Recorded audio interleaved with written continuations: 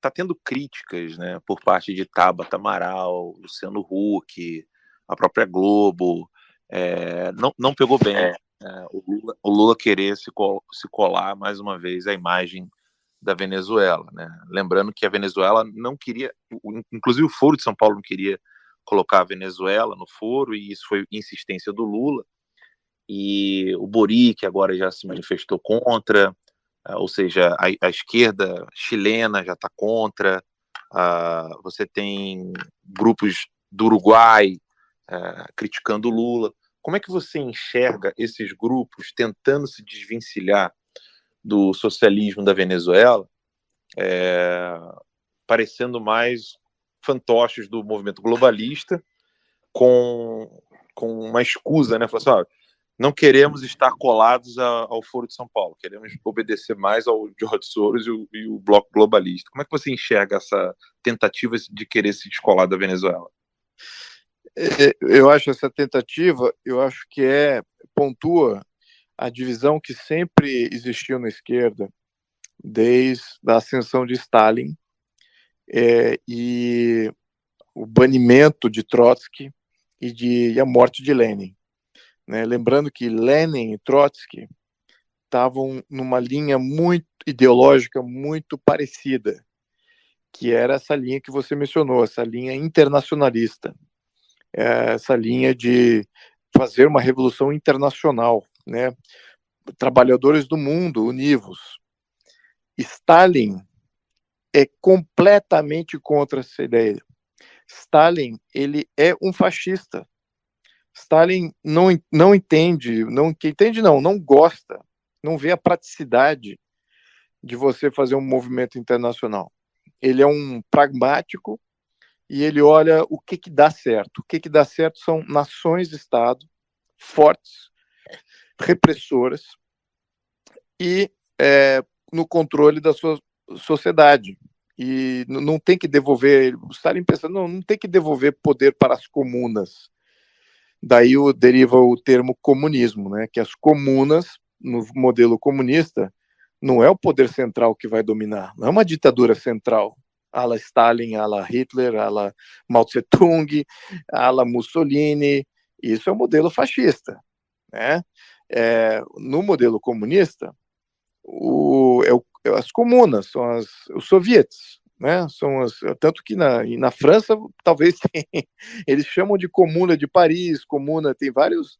Eles tentaram o comunismo lá até antes da Revolução Russa, mas ficou os termos lá e a ideologia continuou ali na organização de Estado francês até. Mas, voltando aqui ao tema do comunismo, o comunismo efetivamente nunca existiu, nunca nenhum poder central devolveu o poder para a comuna, para que o comunismo, com direito coletivo e propriedade coletiva, pudesse lograr seu sucesso, porque não era viável, não era organizável e não conseguiam fazer frente às nações-estado, que estão sempre desafiando o poder local. As nações-estado são, na minha opinião, o jogo de nações-estado é o jogo mais poderoso que já se travou entre civilizações do mundo, né?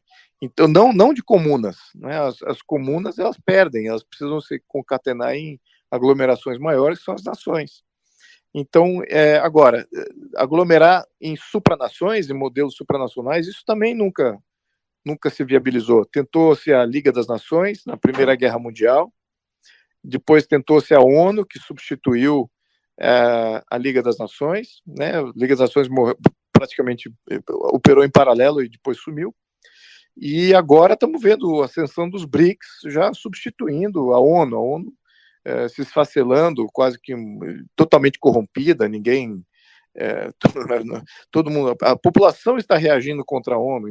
A ONU deixou de ser um braço de garantir a paz nacional e passou agora a ser um braço de governo internacional, né, de interferência, de influência, de sugestão e de coerção, né, indireta, mas é coercitivo também. Muito bem. Então, o debate que a gente vê agora entre Boric, Tabata Amaral, o Luciano Huck e os globalistas quem são eles? São os trotskistas, os herdeiros de Trotsky e de Lenin. E quem é o Lula? O Lula é herdeiro de Stalin, assim como é o Maduro, assim como é todo ditador da Nicarágua, né, o ditador de Cuba. São modelos stalinistas, fascistas, na verdade. E é isso que é a grande falácia conceitual, que a gente precisa até escrever livros sobre isso, para reconciliar os termos, né? O termo comunismo, o termo fascismo, tem que estar mais bem definido, né? Porque confunde muito, né? Não podemos dizer que Stalin foi comunista. Não foi, Stalin foi fascista. Né? Assim como os irmãos Castro são fascistas, como Lula é fascista, como Maduro, Chávez são fascistas. Esses são os verdadeiros fascistas, né? E o mundo se dividiu nisso, se dividiu entre democracias ocidentais e modelos fascistas. É assim que o mundo é dividido. E no Brasil é um modelo fascista, está deixando bem claro aqui. O nosso modelo de Estado é um modelo interventor de poder central, coercitivo, com pouca abertura para a população poder se antagonizar aos poderes estabelecidos. E isso por excelência, o modelo fascista. E vimos como também tem tentativas e também convive muito bem com a subversão comunista, que está sempre presente aí nos artigos constitucionais, na formação jurídica do país, né? Então, a confluência aí do fascismo e comunismo dentro da nossa Constituição. É assim que eu vejo. Então, os reflexos políticos continuam. E, eventualmente, esse embate vai ser travado, na minha opinião. E eu acho que a gente está vendo aqui o início. Você sabe que é curioso? Há textos de um ex-trotskista, né, que é o Paulo Francis, falando exatamente isso, né? Ele dizendo que o que esses blocos estão fazendo, né, é nada mais nada menos do que o Trotsky estava fazendo, que é nada mais nada menos do que a Rosa Luxemburgo, a polonesa, que era crítica do Lenin, estava fazendo, e que essa aplicação que eles chamam de leninismo, né, ou seja, um tipo de aplicação do marxismo trazida por Lenin, é que traz esse poder centralizador. E o Olavo mesmo falava, né, que a China ela nada mais é do que uma adaptação do Stalin e do Hitler, ou seja, faz ali aquele uso do capital controlado para poder iludir o Ocidente livre, que simplesmente caiu na conversa de que o comunismo ele é o fim da liberdade de mercado total, né, absoluto. Então, enquanto não chega o fim total absoluto do mercado, então você ainda não tem comunismo. E aí eles conseguiram enganar. E há textos impressionantes assim naquele livro, né, o Diário da Corte, do Paulo Francis, onde ele fala exatamente isso, deputado. E eu acho muito interessante que as pessoas entendam que Luciano Huck, Tabata Amaral, Boric e tantos outros, ao não quererem estar ao lado de Maduro, eles não deixam de ser socialistas, ou seja, eles são socialistas e que, na verdade, é só uma briga de facções, né? Historicamente, Stalin é visto pelos comunistas como o grande traidor da Revolução Comunista. O grande traidor da Revolução, né? Claro que estamos falando aqui da Revolução Comunista. O processo é exatamente ele. Ele interrompe o processo comunista no modelo fascista. Ele não vai adiante. Né? Ele continua com poder concentrado.